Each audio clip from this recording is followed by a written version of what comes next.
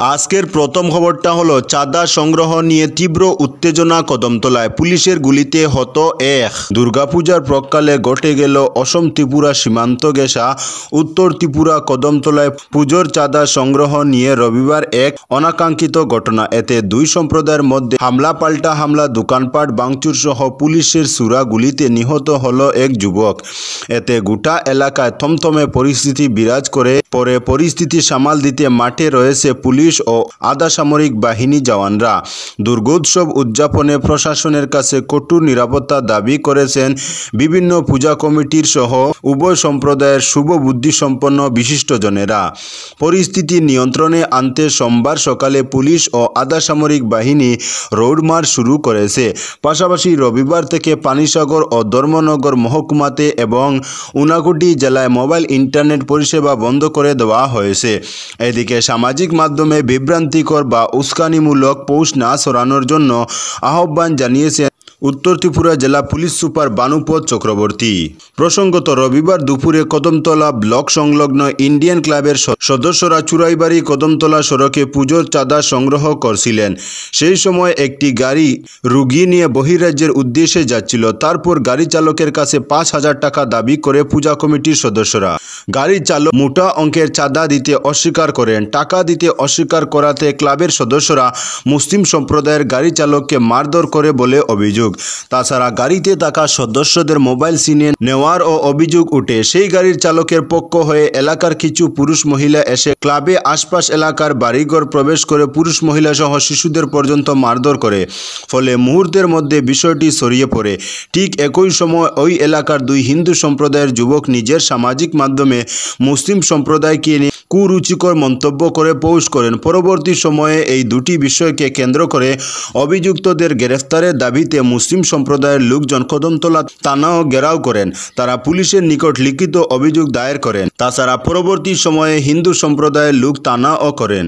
এক সময়ে এই সম্প্রদায়েরই প্রতিনিধি দল থানায় বসে আলোচনা করেন। 1 ঘন্টার মধ্যে ক্লাবের সদস্য নির্মলেন্দু সেন ও দিব্যজয় নাথকে পুলিশ গ্রেফতার করেন। এমতাবস্থায় ডেপুটেশনে আসা কিছু লোক উশৃঙ্খল যুবক অভিযুক্ত বাপন সেনের বাড়িসহ 2টি গাড়ি এবং কয়েকটি ব্যবসায়িক প্রতিষ্ঠানে ডিল ছুড়ে এবং ভাঙচুর চালায় বলে অভিযোগ। এদিকে ঘটনার খবর পেয়ে ছুটে গিয়েছেন পুলিশ সুপার বানুপদ চক্রবর্তী সহ বিশাল আধা সামরিক বাহিনী। পরিস্থিতি নিয়ন্ত্রণে আনতে এক সময় মৃদু লাঠিচার্জ করা হয়েছে, কিন্তু বিবাদের মাত্রা এতটাই বৃদ্ধি পাওয়ায় পুলিশকে শূন্যে 160 রাউন্ড গুলি চালাতে হয়েছে। পুলিশের গুলিতে একজন নিহত ও আহত হয়েছেন। পাশাপাশি ওই সংঘর্ষে TSR সহ 16 জন পুলিশ আহত হয়েছে। রাতেই প্রশাসনের তরফ থেকে BNS 163 দ্বারা জারি করা হয়েছে। তাছাড়া গভীর রাতে আসাম রাইফেল ময়দানে নামানো হয়েছে। আজকের পরবর্তী খবরটি হলো ভারত হিন্দু রাষ্ট্র, ভারতকে বাঁচাতে হবে হিন্দুদের, বললেন মোহন ভাগবত। ভারত হিন্দু রাষ্ট্র, তাই ভারতকে বাঁচাতে হবে হিন্দুদের, এমনটাই জানিয়েছেন রাষ্ট্রীয় স্বয়ংসেবক সংঘ RSS এর প্রধান মোহন ভাগবত। শনিবার সন্ধ্যায় RSS এর এক সভায় এমনই মন্তব্য করলেন তিনি বলেন, ভারত একটি হিন্দু জাতির দেশ। আমরা এখানে প্রাচীনকাল থেকে বাস করছি। যদিও হিন্দু শব্দটি পরে এসেছে, হিন্দুরা হাজার বছর ধরে এই ভূমিতে বসবাস করছে, নিজেদের ঐতিহ্য সংস্কৃতি এবং মূল্যবোধকে ধরে রেখেছে। এরপরই তিনি বলেন, হিন্দুদের দেশের অগ্রগতিতে সক্রিয়ভাবে অবদান রাখতে, সাংস্কৃতিক ঐতিহ্য রক্ষা করতে এবং সম্প্রীতি বজায় রাখতে হবে। এর জন্য দরকার ঐক্যবদ্ধ হওয়া। RSS স্বেচ্ছাসেবকদের আরও দ্রুততার সঙ্গে কাজ করতে হবে। এজন্য তাদের এলাকার প্রত্যেকের সঙ্গে যোগাযোগ রাখতে হবে, গড়ে তুলতে হবে সুসম্পর্ক। সংঘের মতো মূল্যবান কাজ পৃথিবীতে আর নেই। সমুদ্র যেমন অদ্বিতীয় এবং আকাশ যেমন অতুলনীয়, তেমনি সংঘ ও অতুলনীয়। সংঘের মূল্যবোধ গোষ্ঠী নেতার কাছ থেকে দলনেতা, দলনেতা থেকে স্বেচ্ছাসেবকের কাছে এবং স্বেচ্ছাসেবক থেকে পরিবারের কাছে চলে যায়। সেই পরিবার মিলেই সমাজ গঠন হয়। এই প্রসঙ্গে তিনি মহাভারতের উদাহরণ টানেন, বলেন, ঈশ্বর কেবল তাদেরই সাহায্য করেন যারা নিজেদের সাহায্য করেন। এমনকি মহাভারতে কৃষ্ণ ভগবান পাণ্ডবদের রথ নিয়ে প্রস্তুত দেখে তাদের সমর্থন করতে এসেছিলেন।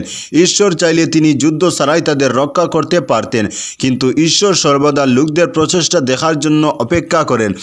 ভারত মাকে দেখাশোনা করার জন্য আমাদেরও প্রচেষ্টা করা উচিত। আমাদের সর্বদা সবাইকে আমাদের সঙ্গে নিয়ে চলা উচিত, কারণ এটি আমাদের আমাদের সংস্কৃতি, আমাদের ঐতিহ্য। এরপরই মোহন ভাগবতের উক্তি, হিন্দু শব্দটি ভারতে বসবাসকারী সমস্ত সম্প্রদায়ের জন্য ব্যবহৃত করা যায়, চলতে হবে সকলকে নিয়েই একসঙ্গে। আজকের পরবর্তী খবরটি হলো, রাজ্যে আরও 385 জন প্রার্থীকে নিয়োগপত্র প্রদান মুখ্যমন্ত্রীর। রাজ্যে ফের হলো নিয়োগ অনুষ্ঠান। সোমবার অনুষ্ঠানে বিভিন্ন বিভাগের বিভিন্ন পদে 385 জন প্রার্থীকে নিয়োগ দেওয়া হলো। গুয়াহাটি মেডিকেল কলেজ ও হাসপাতালে এই নিয়োগ অনুষ্ঠানের আয়োজন করা হয়। রাজ্যের মুখ্যমন্ত্রী ডক্টর হিমন্ত বিশ্ব শর্মা অনুষ্ঠানে প্রধান অতিথি ছিলেন এবং প্রার্থীদের মধ্যে নিয়োগপত্র বিতরণ করেন। স্বাস্থ্য ও পরিবার কল্যাণ ও শিক্ষা বিভাগে এই নিয়োগ অনুষ্ঠান অনুষ্ঠিত হয়। শিক্ষা বিভাগ থেকে 284 জন এবং স্বাস্থ্য বিভাগের 101 জন প্রার্থীকে নিয়োগপত্র দেওয়া হয়েছে। এই নিয়োগ অনুষ্ঠানে উপস্থিত ছিলেন মুখ্যমন্ত্রী, শিক্ষামন্ত্রী রনোজ পেগু এবং অন্যান্য আধিকারিকরা। আজকের পরবর্তী খবরটি হলো, হারিকেন হেলেনের তাণ্ডব যুক্তরাষ্ট্রে, 227 জনের মৃত্যু। হারিকেন হেলেনের তাণ্ডবে যুক্তরাষ্ট্রের দক্ষিণ পশ্চিমাঞ্চলীয় অঙ্গরাজ্যে এ পর্যন্ত 227 জনের মৃত্যু হয়েছে। তবে মৃতের সংখ্যা 600 ছড়াতে পারে বলে মার্কিন কর্মকর্তারা আশঙ্কা করছেন।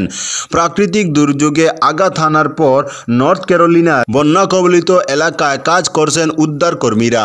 মার্কিন সংবাদ মাধ্যম এক প্রতিবেদনে জানায়, ফ্লোরিডায় ক্যাটাগরি 4 হ্যারিকেন হিসেবে আঘাত হানার পর 6টি অঙ্গরাজ্যে মৃতের সংখ্যা 227 জনে পৌঁছেছে। এলাকাগুলোর প্রায় 20 লক্ষ গ্রাহক এখনও বিদ্যুৎ বিচ্ছিন্ন অবস্থায় আছেন। অনেক পরিবার এখন জানে না তাদের প্রিয়জনরা বেঁচে আছেন কি না। ঝড়ের তাণ্ডবে অঞ্চলগুলোর যোগাযোগ ব্যবস্থা সম্পূর্ণভাবে নষ্ট হয়ে গেছে। হোয়াইট হাউসের স্বরাষ্ট্র বিষয়ক উপদেষ্টা লিজ বলেন, দুর্যোগ মোকাবিলা দপ্তরের উদ্ধারকর্মীরা এখন পর্যন্ত 200-র বেশি মানুষের মরদেহ উদ্ধার করেছে। তবে আমাদের আশঙ্কা মৃতের প্রকৃত সংখ্যা 600 ছাড়িয়ে যেতে পারে। আজকের পরবর্তী খবরটি হলো, রতন টাটা হাসপাতালে ভর্তি। দেশের প্রবীণ শিল্পপতি রতন টাটার স্বাস্থ্যের অবনতি হয়েছে। এমন পরিস্থিতিতে তাকে মুম্বাইয়ের ব্রিজকান্ডি হাসপাতালে ভর্তি করা হয়েছে। শেষ খবর পাওয়া পর্যন্ত জানা যাচ্ছে, রক্তচাপ কমে যাওয়ার পর তাকে আইসিইউতে ভর্তি করা হয়েছে, যেখানে চিকিৎসকরা তার উপর নজর রাখছেন। সূত্রের খবর, গভীর রাতে তাকে মুম্বাইয়ে ব্রিজকান্ডি হাসপাতালে নিয়ে যাওয়া হয়। তারপরেই 86 বছর বয়সী টাটার স্বাস্থ্য নিয়ে আশঙ্কা ছড়িয়ে পড়ে। যদিও সোমবার টাটা নিজে জানিয়েছেন চিন্তার কোনো কারণ নেই, বয়সজনিত কারণে চেকআপের জন্য হাসপাতালে গিয়েছেন তিনি। আজকের পরবর্তী খবরটি হলো, হামাস হানার বর্ষপূর্তি। হাইফায় ফের রকেট হামলা হিজবুল্লাহর। চলছে হামাস হানার বর্ষপূর্তি পালন। আর আরেকদিকে ইসরায়েলের তৃতীয় বৃহত্তম শহর হাইফায় ফের রকেট হামলা চালিয়েছে লেবাননের সশস্ত্র গোষ্ঠী হিজবুল্লাহ। হামলায় অন্তত 10 জন আহত হয়েছেন। রবিবার রাতেও হাইফায় বেশ কয়েকটি দোকান ক্ষতিগ্রস্ত হয়েছে হিজবুল্লাহর রকেটের আঘাতে। ইসরায়েলের সংবাদ মাধ্যম সূত্রে জানা গেছে, হাইফা ছাড়াও তিবেরিয়া শহরেও রকেট হামলা হয়েছে। হামলায় আহত হয়েছেন 10 জন। অন্যদিকে লেবাননের রাজধানী বেইরুটের দক্ষিণাঞ্চলে রবিবার রাতে বিমান হামলা চালায় ইসরায়েল। এছাড়াও লেবাননের দক্ষিণাঞ্চল ও বেকা অঞ্চলেও হামলা চালানো হয়েছে। উল্লেখ্য, 2023 সালের 7 অক্টোবর হামাসের হামলায় কেঁপে উঠেছিল ইসরায়েল। অর্থাৎ সোমবার সেই ভয়ঙ্কর ঘটনার বর্ষপূর্তি পালন করেছে ইহুদি রাষ্ট্রের মানুষেরা। এই ঘটনার পর গাজায় পাল্টা হামলা চালায় ইসরায়েলি বাহিনী। তারপর থেকে শুরু হয় যুদ্ধ। এখনও চলছে সেই যুদ্ধ। তবে যুদ্ধ এখন শুধু গাজা সীমাবদ্ধ নেই, বরং লেবানন, সিরিয়ায় একের পর এক হামলা চালাচ্ছে ইসরায়েল। আজকের পরবর্তী খবরটি হলো, শারদীয় দুর্গোৎসবে মোতায়েন থাকবে অ্যান্টি রোমিও স্কোয়াড, বললেন কাছাড়ের পুলিশ সুপার। শারদীয়ার আনন্দে যাতে কোনো ধরনের ব্যাঘাত সৃষ্টি না হয় তার জন্য প্রস্তুত রয়েছে কাছাড় জেলা পুলিশ। উৎসবকে নির্বিঘ্নে সম্পন্ন করার লক্ষ্যে পুলিশ সুপার নুমাল মাহাত্তার নেতৃত্বে জেলায় গঠন করা হয়েছে অ্যান্টি রোমিও স্কোয়াড। বাইরে থেকে এক্সপার্ট এনে 15 দিনের প্রশিক্ষণ প্রদান শেষে সোমবার কাছাড়ে মোতায়েন করা হয়েছে অ্যান্টি রোমিও স্কোয়াড নামের একটি বিশেষ ফোর্সের দায়িত্ব পুলিশ ও সীমান্ত সুরক্ষা বাহিনীর জওয়ানদের হাতে তুলে দেওয়া হয়। আজকের পরবর্তী খবরটি হলো, কয়লা খনিতে বিস্ফোরণ, মৃত অন্তত 7 জন। কয়লা খনিতে বিস্ফোরণ। সোমবার সকাল বীরভূমের বাদুলিলায় এ ঘটনায় মৃত্যু হয়েছে অন্তত 7 জন শ্রমিকের। আহত আরও অনেকে। তাদের হাসপাতালে নিয়ে যাওয়া হয়েছে। বাকিদেরও উদ্ধার করার চেষ্টা চলছে।